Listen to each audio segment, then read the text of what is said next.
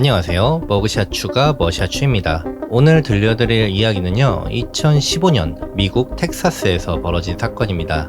인생에서 로또 같은 여자를 만나 행복한 가정을 꾸리고 싶었던 히스패닉계 미국인 남자와 이 남자를 말 그대로 복권 취급했던 멕시코 여자가 만나 벌어진 사건이죠. 한 집에서 매일 얼굴을 보며 살아온 와이프가 나를 죽일 계획을 세우고 있다는 사실을 우연찮게 알게 된다면 과연 여러분은 어떻게 하실 건가요? 화려한 아메리칸 드림을 꿈꿨던 멕시코 여성 룰루의 이야기입니다. 라몬 소사는 1967년 미국의 자치령인 푸에르토리코 사누안에서 태어나 자랐습니다. 그의 가정은 미국 내에서도 스페인 문화권을 가진 히스패닉이었고 4남매 중 셋째였죠. 부유하진 않았지만 가족끼리 나름 화목하고 행복한 가정이었습니다. 라몬의 아버지는 프로레슬러였는데 모두가 알만한 정도는 아니었지만요, 지역사회에선 그래도 꽤나 유명한 편이었고 어린 라몬에겐 누구보다 최고의 영웅이었습니다.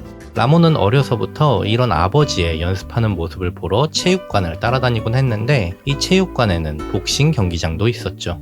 그리고 복서들이 훈련하는 모습을 본 그는 유독 복싱이라는 종목에 마음이 끌렸다고 합니다. 어느 날인가부터 복싱은 라몬의 전부가 되었습니다.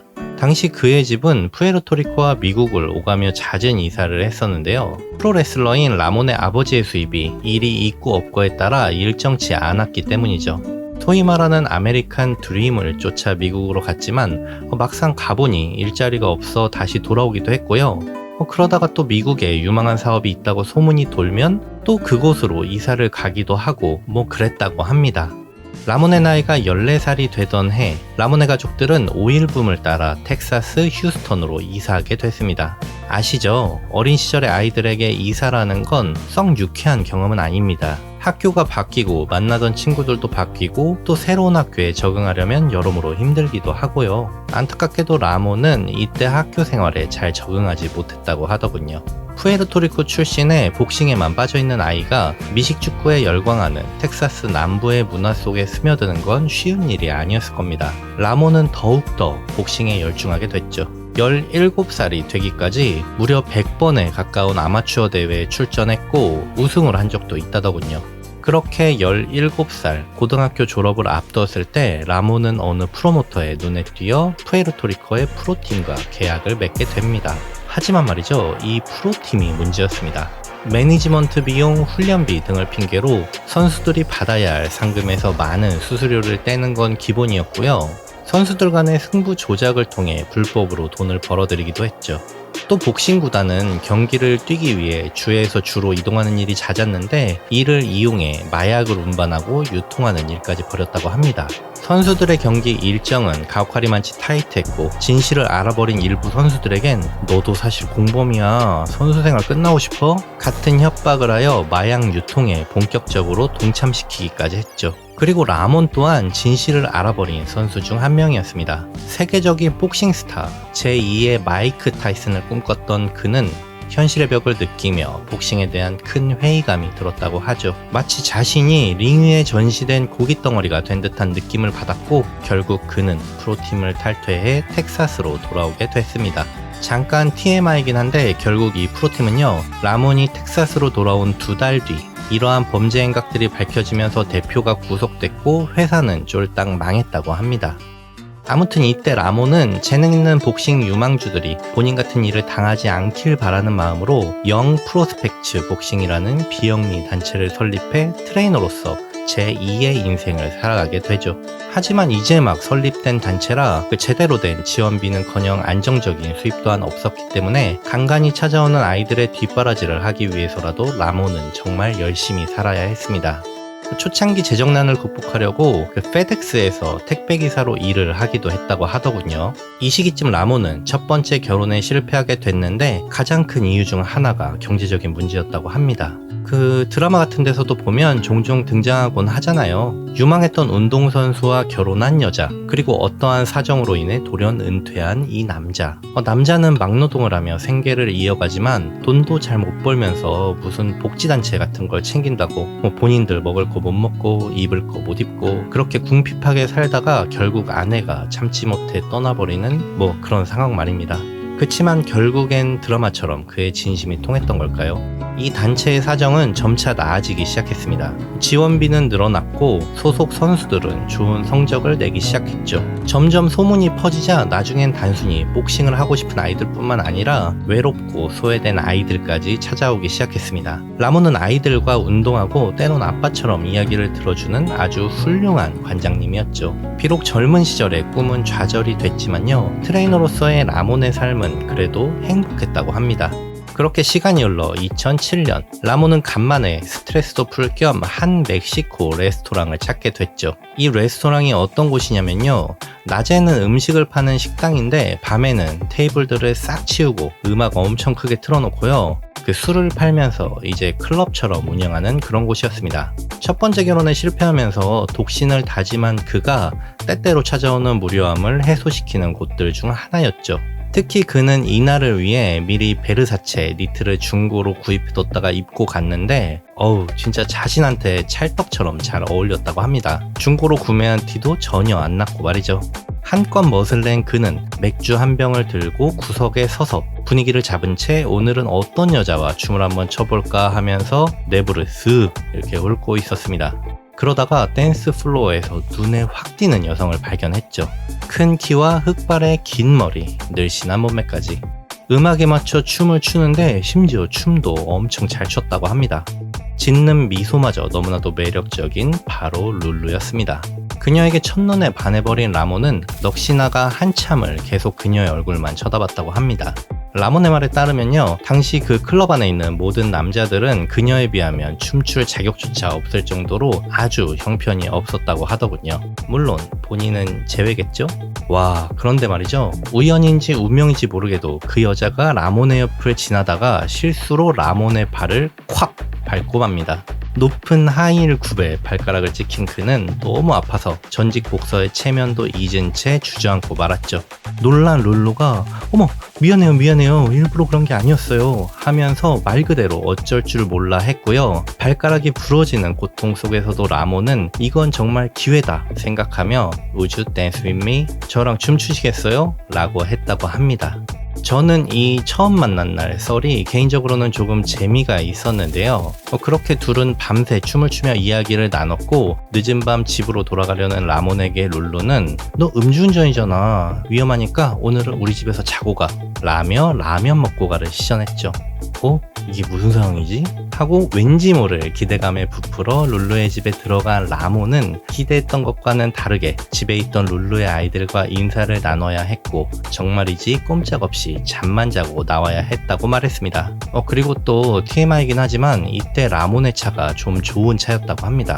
제가 상세한 모델명까지는 알아내지 못했지만 BMW였고요. 룰루가 자신의 차를 보면서 우와 너무 멋있다 이렇게 말했고 본인한테 반한 것 같다는 라몬 본인 피셜이 있었습니다. 그렇다면 이 아름다운 여자 룰루는 어떤 사람이었을까요? 룰루는 1975년생 멕시코에서 태어나 자랐습니다. 라몬과는 9살 차이의 연하죠. 그녀의 어린 시절에 대해선 딱히 알려진 바가 없지만 그녀는 젊은 시절 포드 공장의 비서로 취업했고 그곳에서 나이가 많은 연상의 매니저와 결혼하여 2명의 아이들을 낳은 것으로 알려져 있습니다. 룰루의 말에 따르면 남편의 의처증이 굉장히 심했는데 점점 그녀를 의심하고 학대하기 시작했다고 하더군요. 결국 남편은 폭력을 사용하기까지 했고 그녀는 살기 위해 도망쳐야겠다고 결심합니다. 그리고 어느 늦은 밤 그녀는 아이들을 데리고 멕시코의 국경을 넘어 텍사스로 야반 도주에 오게 됐다는 것. 여기까지가 룰루의 젊은 시절에 대해 알려진 전부입니다. 라몬을 처음 만났을 당시 그녀는 불법 체류자였습니다. 비자 문제로 현금 받는 일만 해야 했고요. 영어 또한 서툴렀기에 텍사스에서 그녀가 할 수 있는 일은 많지 않았죠. 그녀는 마사지사로 일하고 있던 중이었고 그러다 스트레스를 풀러온 이 클럽 느낌의 멕시코 레스토랑에서 라몬을 만나게 된 것이었습니다. 두 사람은 공통점이 많았습니다. 먼저 둘 다 스페인어를 사용했죠. 그리고 자신의 아이들을 너무나 사랑했지만 끝내 가족을 지키지 못했다는 사실도 서로를 공감하게 만들었습니다. 시간이 갈수록 둘은 서로에게 깊이 빠져들었습니다. 당시 룰루는 라몬에 대한 질투심과 소유욕이 굉장히 강했다고 하죠. 한 번은 라몬이 체육관 소속 선수의 대회 우승 기념 바베큐 파티에 룰루와 함께 참석했을 때의 일입니다. 그때 한 여자가 라몬에게 다가와 훈련에 대해 이것저것 물어봤고 잠시 대화를 나눈 적이 있었는데 잠시 후 룰루가 갑자기 딱 나타나더니 화장실로 그를 거칠게 끌고 들어갔죠. 문을 탁 잠그더니 갑자기 키스를 말 그대로 퍼부었다고 합니다. 그리고 라몬이 한껏 달아올랐을 즈음 갑자기 딱 멈추더니요. 당신은 내 남자야. 당신에게 부는 바람조차 질투나 라는 말을 귓가에 속삭이고는 그대로 획 화장실을 떠나버렸다고 합니다. 콩깍지가 씌인 라몬에게 룰루의 이런 모습조차 섹시하고 신비롭게 느껴졌다고 하는데 당시를 회상하며 그는 룰루가 그를 침대 밖으로 내보내는데 애를 먹었을 것이라며 본인이 얼마나 룰루에게 빠져 있었는지를 말했습니다. 2009년 3월 룰루의 집착과 질투는 점점 심해졌지만요. 그 모습마저 사랑했던 라몬은 1년 반의 연애 끝에 그녀를 자신만의 퀸, 좀 오글거리긴 하지만 그러니까 여왕으로 만들 것이라 결심했다고 하죠. 첫 결혼에 실패한 후 더 이상 결혼은 하지 않겠다던 그 다짐도 깨버리고 룰루에게 청혼합니다. 라몬은 아이들에게 재혼 소식을 알렸고 두 아들들은 재혼을 기꺼이 축하했지만 딸 미아는 왜인지 모르게 룰루를 좀 좋아하지 않았다고 하죠. 돌이켜보면 여자의 촉 이런 건 아니었을까 싶기도 하네요. 그리고 결혼식 당일 안타깝게도 라몬의 아이들은 전처의 반대로 아무도 결혼식에 참석하지 못하게 됩니다. 그런데 룰루는 오히려 그의 아이들이 오지 않는다는 사실에 굉장히 행복해하고 또 좋아했다고 하죠. 라몬은 이 또한 귀여운 질투의 일종이라고 생각했습니다. 다만 이날 라몬이 조금 이상했다고 느꼈던 건요. 룰루의 모친이 라몬에게 정말 진지하게 귓속말로 속삭인 말이었습니다. Congratulations, now she's your problem. 축하하네. 이제 내 딸은 자네의 문제가 됐네. 오? 이게 무슨 말이지? 싶었지만 라몬은 좋은 날이기도 했고 이내 상념을 털어버렸죠. 우리 딸이 많이 부족하지만 앞으로 잘 부탁하네. 이런 정도로 생각하고 넘겼다고 합니다. 결혼 후 라몬 부부는 라몬의 고향 푸에르토리코로 신혼여행을 떠납니다. 그곳의 가족들에게 아내 룰루도 소개해주고 아름다운 푸에르토리코를 룰루에게 보여주고 싶었던 마음 때문이었죠. 그리고 이 여행에는 라몬의 딸 미아도 함께하게 됐는데 당시 그녀는 10대 후반의 모델 지망생이었습니다. 라몬은 미아를 자신의 공주님이라고 부를 정도로 각별하게 아끼는 딸바보 그 자체였고요. 룰루를 반대했던 미아와 묘하게 라몬의 아이들을 꺼리는 듯한 룰루. 그는 두 사람이 잘 지냈으면 하는 마음에 일부러 함께할 기회를 만들었던 거였습니다. 하지만 신혼여행에 아이를 동행시켜서였을까요? 룰루의 태도는 호의적이지 않았습니다. 하루의 일정을 마치고 셋이서 호텔방에서 쉬고 있던 중 룰루가 미아의 SNS에 업로드된 미아의 사진들을 보며 라몬에게 귓속말을 속삭였죠. 어머, 얘 좀 봐. 창녀 같아 보이네? 그리고 이 말을 들은 라몬은 지금 그게 무슨 개소리냐며 화를 냈죠. 결국 두 사람은 크게 다투게 됐고 룰루는 분을 이기지 못해 호텔방을 뛰쳐나가 버립니다. 그리고 얼마나 시간이 지났을까요? 호텔 매니저가 문을 두드렸습니다. 라몬씨, 혹시 안에 계신가요? 라몬은 의아함에 문을 열었고 문 앞에는 호텔 매니저와 뛰쳐나갔던 룰루가 서 있었습니다. 그리고 이때 그녀의 모습이 굉장히 충격적이었는데 옷은 여기저기 찢어져 있었고요. 얼굴과 팔에는 핥힌 듯한 상처들이 무성했죠. 마치 누군가에게 폭행을 당한 것처럼 말입니다. 놀란 라몬은 이게 대체 무슨 일이냐고 물었고요. 매니저는 그녀가 남편이 자신을 폭행했다고 울면서 소리치며 로비로 달려나왔다고 말했습니다. 그리고 라몬과 미아는 황당할 수밖에 없었죠. 라몬은 그녀에게 심지어 손끝 하나 건드리지 않았기 때문이었습니다. 라몬씨, 당신의 입장에서도 이야기를 듣고 싶습니다. 매니저는 이내 베테랑답게 상황을 중재해 나갔죠. 라몬은 차분하게 매니저에게 상황을 설명했고 잠시 룰루를 룸 밖으로 내보낸 매니저는 라몬에게 이렇게 말했다고 합니다. 제가 이 일을 아주 오래 해봐서 이런 상황을 많이 겪어봤습니다. 주제넘는 말일지 모르겠지만 제 생각에 저 여자분은 제정신이 아닙니다. 저 상처들도 아마 스스로 냈을 겁니다. 저 여자 때문에 당신의 인생이 날아가기 전에 헤어지는 걸 고려해보는 게 좋을 겁니다. 하지만 당시 룰루를 너무나 사랑했던 라몬은 오히려 본인이 너무 격하게 화를 내서 룰루가 전 남편에게 학대받았던 공포감을 느끼게 했을 수도 있다고 생각했죠. 심지어 이 일로 룰루와 헤어지게 될까봐 겁도 났다고 합니다. 결국 이 사건은 신혼여행지에서의 해프닝으로 끝나고 말았지만요. 이날 이후 룰루는 완전히 미아를 외면하고 없는 사람 취급을 하기 시작했죠. 중간에서 라몬은 이러지도 저러지도 못하고 난처했을 뿐이었다고 합니다. 한편으로는 룰루와 미아가 가까워지기까지의 단계일 뿐이라 믿었다고도 하는데 말이죠. 사랑이라는 이름 아래 눈과 귀를 닫고 생각하는 것도 포기했던 모양입니다. 룰루의 이런 소름 끼치는 이중성이 목격된 일은 비단 이번 한 번이 아니었는데요. 라몬과 룰루가 결혼 이후 함께 텍사스 우드랜드의 피트니스 사업을 구상하고 있었을 무렵이었습니다. 그곳에서 임시로 거주할 아파트 임대 계약을 하러 가는 날이었죠. 그리고 상담 도중 라몬이 서류 확인을 위해 잠시 자리를 비운 단 몇 분 사이 부동산 사무실 안에서는 믿기 힘든 일이 벌어졌습니다. 방금 전까지 라몬 곁에서 수줍게 웃고 있던 룰루가 말이죠. 자신의 요구가 받아들여지지 못하자 순식간에 눈빛을 바꾸더니 매니저에게 정말 입에도 담지 못할 심한 욕설과 폭언을 쏟아내며 협박을 했던 겁니다. 그리고 이 다음 상황은 상상이 되시겠죠? 네. 잠시 후 라몬이 다시 들어오자 그녀는 갑자기 또 돌변하여 언제 그랬냐는 듯 상냥하고 천사 같은 아내인 척 하는 게 아니겠습니까? 이 소름 끼치는 연기를 목격한 매니저는 정말 미치고 팔짝 뛸 노릇이었을 겁니다. 어쨌든 계약은 무사히 진행됐고요. 룰루가 먼저 부동산을 나간 뒤 부동산 매니저는 라몬을 따로 불러 세웠다고 하죠. 라몬씨, 정말 좋은 분 같아서 해드리는 말입니다. 저분은 조심하세요. 그녀는 당신이 생각하는 그런 사람이 절대 아닙니다. 정말이죠. 정확히 이렇게 말했다고 합니다.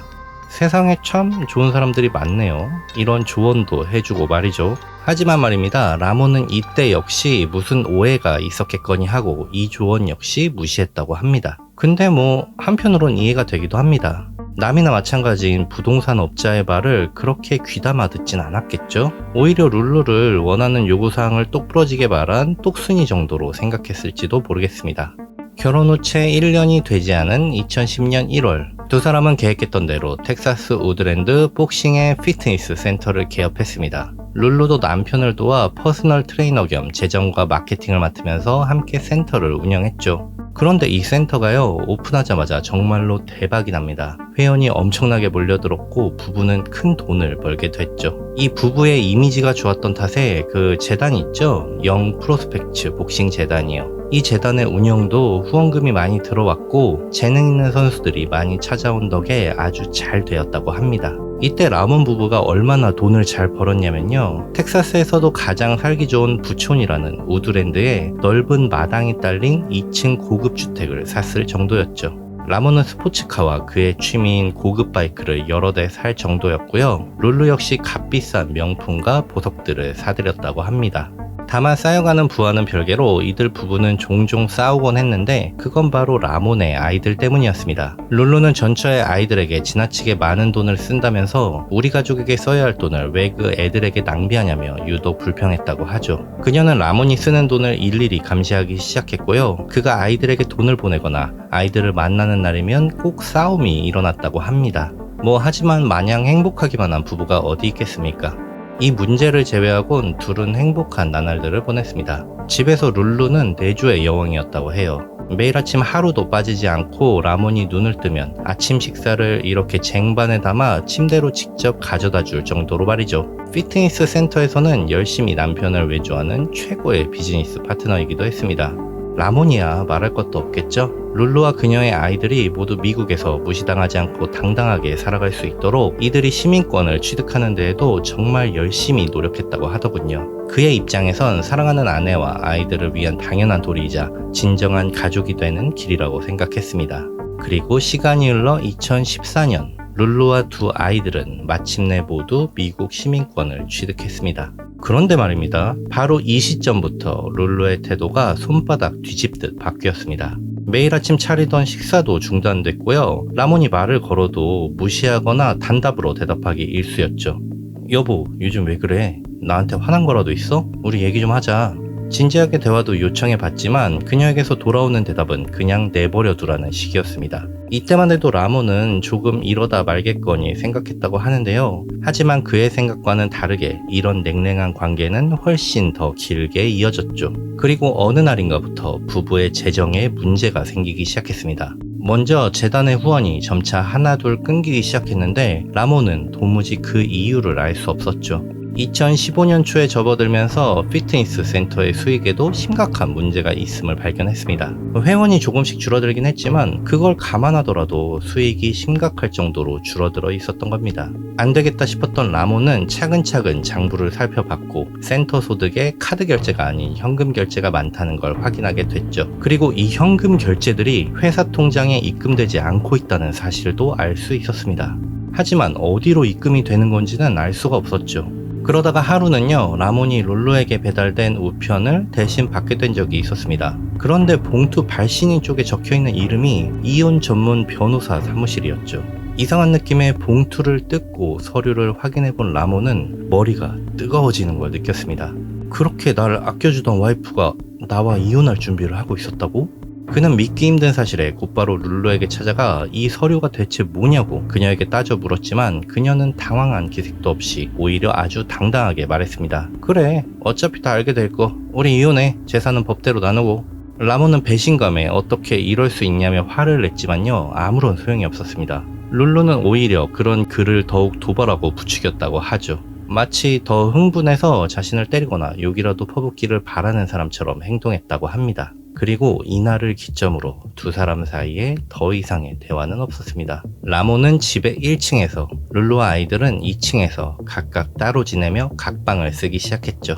라몬의 말에 따르면 나중에 알게 된 사실이지만 룰루가 이때 당시 국적을 취득하자마자 라몬과 이혼할 결심을 했고요. 이혼 소송에서 우위를 점할 목적으로 조작된 사진들을 여기저기 뿌리며 라몬에 대한 욕도 하고 안 좋은 소문을 내기 시작했다고 합니다. 매일 자신과 아이들을 학대하고 폭행한다. 알코올 중독자처럼 술독에 빠져 산다. 이러한 내용들이었는데 이로 인해 라몬은 평판에 그야말로 심각한 타격을 입게 됐고요. 그로 인해 재단 운영과 센터 운영에도 문제가 생기기 시작했던 거였습니다. 좋은 이미지로 잘 되었던 만큼 반대로 평판이 안 좋아지자 거센 역풍을 맞게 되었던 것이죠. 부부에게 재정적인 문제가 생긴 건 룰루에게도 예상 밖의 일이었을 겁니다. 이혼 소송에서 유리한 고지를 점하려 했을 뿐인데 사업에까지 문제가 생길 줄은 몰랐던 거죠. 앞서 언급했던 어디론가 사라지던 센터의 현금 수익은 재정적 위기감을 느낀 그녀가 회원들에게 할인을 미끼로 현금 수납을 유도해서 그 돈을 본인의 계좌로 빼돌렸던 겁니다. 어쨌든 갑자기 생각지도 못한 이혼을 당할 처지가 된 라몬은요, 이렇게 손 놓고 있다간 자신의 모든 걸 뺏길 수도 있다는 생각을 하게 됐죠. 그리고 자신이 할 수 있는 일들을 하려고 했습니다. 당시 룰루의 큰아들 에스테반은 라몬의 트럭을 몰고 다녔는데 라몬은 우선 에스테반에게 차를 돌려달라고 요구합니다. 하지만 에스테반은 차를 돌려주기는커녕 휴대폰을 딱 꺼내더니요, 태연하게 동영상을 찍기 시작합니다.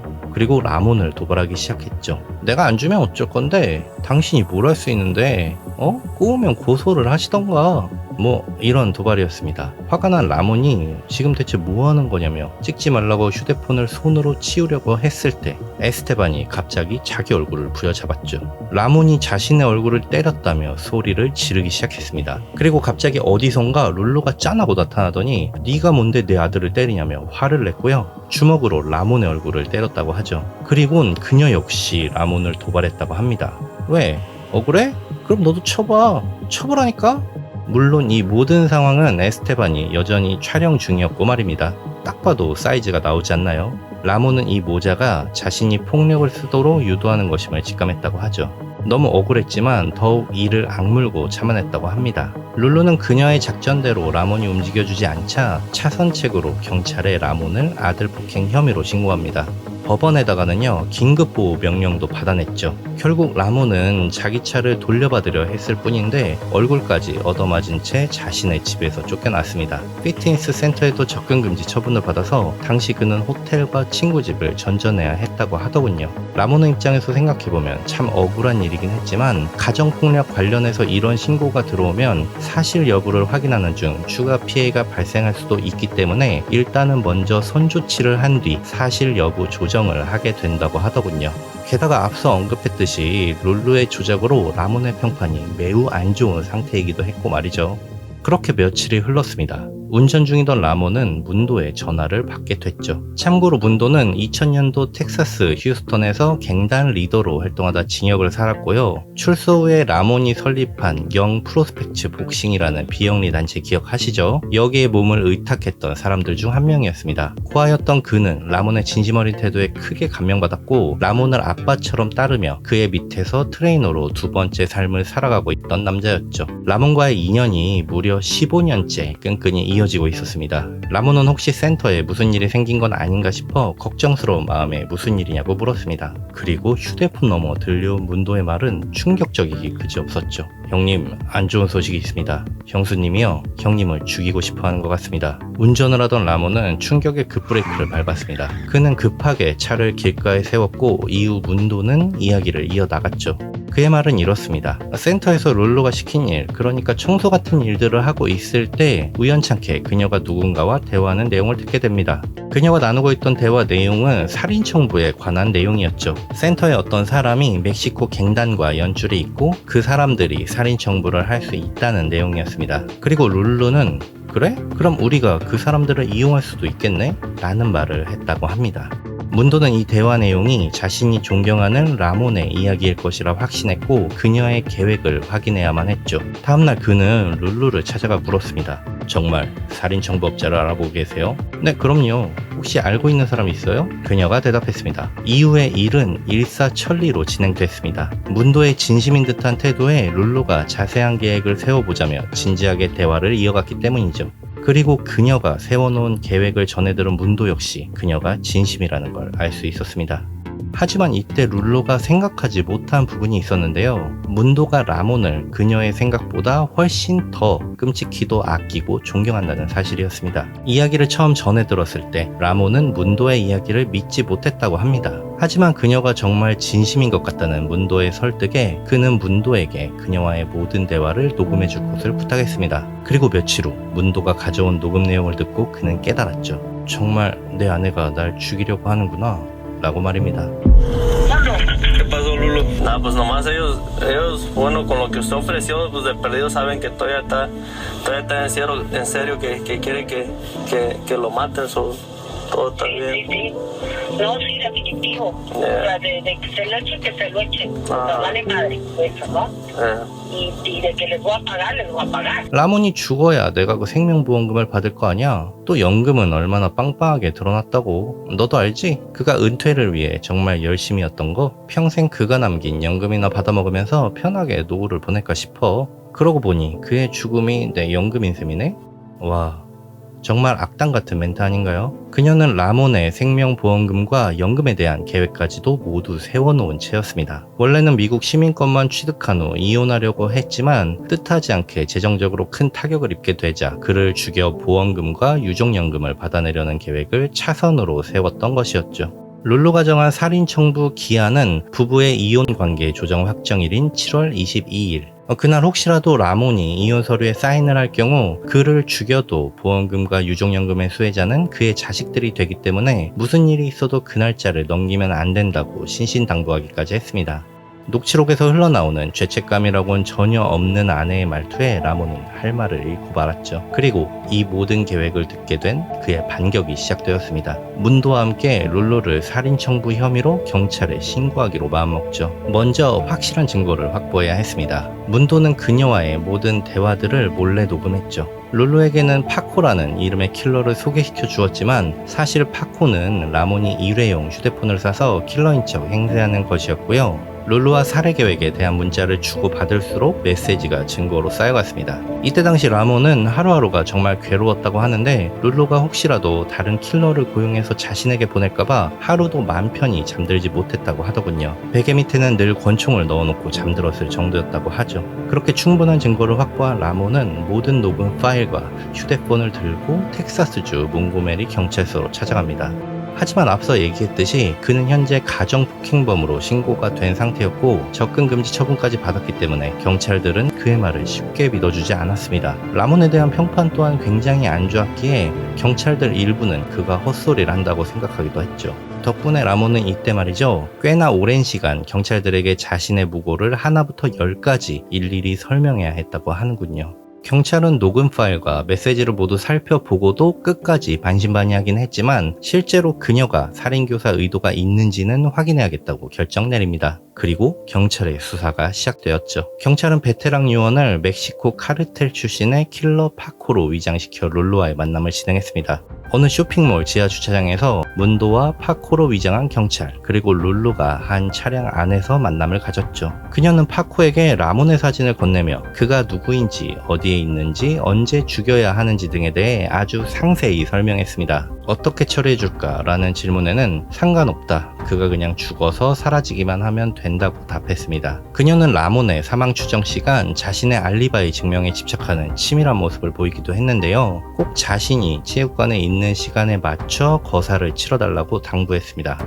룰루가 청부살인에 대해 약속한 대가는 약 2,000달러, 한화 약 280만원, 라몬이 가지고 있던 손목시계 4개와 키링 같은 액세서리들, 그리고 그의 트럭이었는데요. 시계가 롤렉스라도 되나 했는데 또 그렇지도 않더군요. 개당 100만원이 채 되지 않는 시계들이었죠. 그녀는 현장에서 파코에게 착수금이라며 500달러를 건넸습니다. 법적으로 그녀의 살인 교사가 성립되는 순간이었죠. 파코로 위장한 경찰은 마지막으로 한 번 더 룰루의 진심을 확인합니다. Pues yo quiero que tú estés clara, ¿verdad? Porque pues es algo, o sea, tú dime, o sea, este güey lo quieres que lo quieres acabado, lo quieres muerto, lo quieres que le metamos una putiza o... No, una putiza yo lo quiero muerto. 그리고 이 모든 대화는 파코의 몸에 숨겨진 녹음기와 주변에 매복한 경찰들의 카메라에 고스란히 담기게 되었습니다. 룰루가 라몬의 폭력적인 모습을 유도하여 영상으로 증거를 남기려 했던 일을 생각해보면 결국 스스로 사용하려 했던 방법에 본인이 걸려들고 만셈이 되었습니다. 아이러니하게도 말이죠. 경찰의 수사는 다음 단계로 이어졌습니다. 지금 상태로 그녀를 체포했다가 혹시라도 그녀에게 빠져나갈 구멍이 생길 것을 우려했죠. 홧김에 킬러도 고용하고 돈도 건넸지만 마음이 변해서 취소하려고 했다고 하거나요. 경찰의 확증 편향된 함정 수사에 당했을 뿐이라고 부당함을 주장할 가능성도 있었습니다. 고심 끝에 경찰은 룰루의 계획을 실제로 진행시켜보자며 라몬을 설득했죠. 그러니까 라몬에게 가짜 시체가 되어달라고 말입니다. 2015년 7월 22일 라몬과 룰루의 이혼관계 조정 확정일. 경찰들은 실제 총으로 살해당한 시체들의 사진을 공수했습니다. 라몬의 관자놀이에는 실제 총상의 모양과 피가 흐른 자국을 특수 분장했죠. 혹시라도 룰루가 사진을 확대해볼지도 몰라 분장에 큰 공을 들였다고 합니다. 그리고 인적이 드문 텍사스 외곽 지역에 깊은 구덩이를 파냈죠. 라몬은 속옷만 입고 두 팔은 뒤로 결박한 채 파놓은 구덩이에 들어가 옆으로 누웠습니다. 납치당한 후 총에 맞아 살해당한 척 시체 연기를 시작했죠. 현장은 너무 깔끔해서도 안 됐고 너무 연출된 상황처럼 보여서도 안 됐습니다. 경찰과 라몬은 룰루를 완벽하게 속이기 위해 수차례 같은 장면을 연기했고 또 검증했다고 하죠. 근데 말이죠, 사진을 보면 정말 모르고 보면 깜빡 속을 만하지 않나요? 또 원래 사람은 보고 싶은 것만 보게 되는 경향이 있기도 하니까 이 정도면 룰루를 속이기에 부족함이 없었을 겁니다. 파코로 위장 중인 경찰은 룰루에게 연락해 남편을 처리했다고 말했고 다음날 그녀와 만났습니다. 룰루가 홀가분하고 들뜬 표정으로 차에 올라탔습니다. 파코는 그녀에게 청부 결과물로 찍은 사진을 보여줬죠. 사진을 확인하는 그녀의 모습을 보시면 와, 정말 소름 끼치지 않나요? 사진을 몇 번이고 들여다보던 룰루는 미소를 지으며 정말 그가 죽은 게 맞냐고 한 번 더 확인합니다. No se levanta ya. 파코는 그렇다고 답했죠. 룰루는 파코에게 약속된 나머지 현금과 시계, 액세서리, 트럭키를 넘겼지만 하나도 아깝지 않았습니다. 그녀에겐 부유하고 행복한 삶이 기다리고 있었으니까요. 2015년 7월 24일 룰루가 파코를 만난 다음 날입니다. 누군가 찾아왔습니다. 룰루 소사씨 계신가요? 바로 경찰이었죠. 라몬 씨의 행적이 파악되지 않는다는 신고를 받고 찾아왔습니다. 혹시 라몬 씨와 연락되시나요? 아니요? 제가 그걸 어떻게 알아요? 저는 그 사람으로부터 접근금지 보호를 받고 있다고요. 그리고 라몬을 마지막으로 본 게 언제냐는 경찰의 질문에 약 일주일 전이라고 답했습니다. 지금까지 수집된 여러 증거들과 지금의 태도까지 그녀의 청부살인 의도가 더욱더 확실해지는 결정적인 순간이었죠. 룰루는 그 자리에서 즉시 체포당합니다. 당시 룰루를 체포했던 경찰의 말에 따르면 그녀는 이송되는 중에 자신이 속았다는 걸 깨달은 눈치였다고 하죠. 경찰의 질문에 전혀 대응하지 않은 채 변호사를 요청했다고 합니다. 재판에서 그녀는 라몬이 자신을 범죄자로 만들기 위해 상황을 유도한 것이라고 주장하며 오히려 본인은 피해자라고 호소했습니다. 라몬이 자신을 상습적으로 폭행하여 공포심을 조장했고 그 공포가 극에 달했을 무렵 은근슬쩍 살인 청부에 대한 내용을 흘려 그녀가 혹해서 청부를 하게 만들었다는 그런 주장이었죠. 청부업자를 소개시켜줄 수 있다며 문도가 자신에게 자연스레 접근해왔다는 사실을 그 근거라고 말하며 몇 장의 사진들을 증거로 제출했습니다.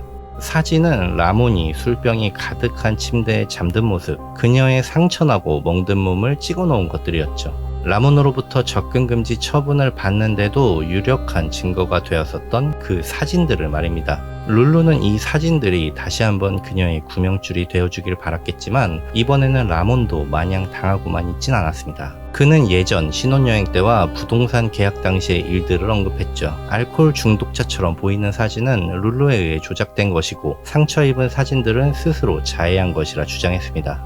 결과적으로 봤을 때 말이죠. 어쨌든 재판은 룰루에게 절대적으로 불리할 수밖에 없었는데요. 이유를 불문하고 한 인간의 생명을 뺏으려고 했던 살인 청부라는 무거운 혐의 때문이었습니다. 남편의 죽음을 주저없이 선택하는 태도와 남편이 죽었다는 소식에 홀가분해하는 표정 등은 많은 사람들에게 충격을 줬죠. 재판은 시간이 지날수록 점차 라몬에게 유리해지기 시작했습니다. 결국 룰루는 체포된 지 1년 반이 지난 시점에 죄를 자백하는 대신 형을 감량받는 플리 바게닝이라는 선택지를 고르게 됐습니다. 검찰은 그녀를 종신형에서 감형하여 20년형으로 기소 처리했고 2016년 10월 판사는 그녀에게 20년형을 선고했습니다. 그녀는 재판 내내 단 한 번도 라몬을 쳐다보거나 하는 일이 없었다고 하고요. 마지막 재판에서 라몬은 사람은 누구나 실수를 하고 자신은 룰루를 용서한다고 말했습니다. 재판 이후의 이야기를 잠깐 해보자면요. 라몬은 이후에도 한동안 꽤나 힘겨운 삶을 보낸 듯 보입니다. 최근 라몬의 인터뷰에 따르면 재판 이후 결국 그는 파산 신청을 하게 됐고요. 사건 당시 룰루가 파코로 위장했던 경찰에게 살인 청부 대금이라며 건네줬던 것들 있죠. 이게 그가 가진 재산의 전부였었다고 하죠. 그치만 이 사람도 대단한 게요. 그가 겪었던 이 일을 내용으로 다룬 나는 스스로 내 무덤에 걸어 들어갔다 라고 하는 책을 출판했고요. 현재는 또 이와 관련해서 여기저기 강연도 하러 다니고 있더군요. 강연의 주된 내용은 이런 힘든 일을 겪은 나도 잘 살고 있다. 우리 힘내서 열심히 살아가 봅시다. 같은 희망적인 내용들입니다. 그래도 점차 사정이 나아졌는지 2019년엔 새로운 사람을 만나 약혼도 했고요. 많이 힘든 기억이었을 텐데 그래도 잘 극복해 나가는 모습을 보면 다행이라는 생각도 듭니다. 의외인 건 라몬과 문도의 틀어지게 된 관계였는데요. 간단하게 요약을 하자면 문도는 많은 위험을 감수하면서까지 라몬을 적극적으로 도왔죠. 경찰과 언론사에 그는 익명을 보장받기를 요구했지만 안타깝게도 어느 한 언론사의 실수로 그의 신상이 알려지게 됐습니다. 정말 실수인지 아닌지는 모르겠지만요. 전직 갱단 출신의 경찰과 공조한 밀고자가 되어버린 그는요. 더 이상 텍사스에서 살기 힘들 정도로 여러 어려움들을 겪었다고 합니다. 몸담았던 갱단에서 살해 위협을 받기도 했고 배신자 취급을 당하거나 취업도 되지 않았고요. 그랬다고 하더군요. 분명 무슨 대가를 바라고 라몬을 도왔던 건 아니었지만 그래도 문도는 라몬이 자신에게 최소한의 어떤 지원이라도 해줄 걸 기대했었다고 하죠. 하지만 라몬은 어땠나요? 본인 말로는 먹고 살기도 힘들어서 파산 신청을 했다고 했죠. 그리고 당연한 말이지만 문도에게는 어떠한 도움도 주지 않았다고 합니다. 그런데 문도는 솔직한 말로 라몬이 파산을 했다는 게 믿기 어렵다는 입장이었습니다. 재정적으로 조금 힘들어졌다고는 쳐도 그 많던 재산이 다 사라졌다는 게 말이 안 된다고 생각했죠. 서로의 입장차를 좁히지 못한 둘은 그렇게 멀어졌고 이제는 서로 연락조차 하지 않는 사이가 되었다고 합니다. 문도는 자신이 겪은 일을 모티브로 쓴 소설 아이선 문도라는 책을 출판했습니다. 그의 말에 따르면 먹고 살기 위해서였다고 하고요. 현재 그와 그의 가족은 미국의 다른 주로 비밀리에 이사했고 그 위치는 알려지지 않았습니다. 참고로 문도라는 이름 또한 그의 실명이 아닌 가명입니다. 그리고 마지막으로 룰루는요 2023년 모범수로 가석방되었습니다. 현재는 텍사스주에서 살고 있죠. 전자발찌를 착용한 채 거주지역 제한, 보호관찰하에 통제를 받으면서 말입니다. 그녀에겐 좋지 않은 소식이지만 시민권 취득 관련 중범죄를 그 이유로 미국 시민권은 박탈당하고 말았습니다. 가석방 종료, 그러니까 모든 형기가 끝나게 되는 2036년에 멕시코로 추방될 예정이라고 하죠. 여기까지 룰루의 이야기였습니다. 앞으로 더 이상은 그녀가 누군가에게 고통 주는 삶을 살지 않길 바랍니다. 감사합니다.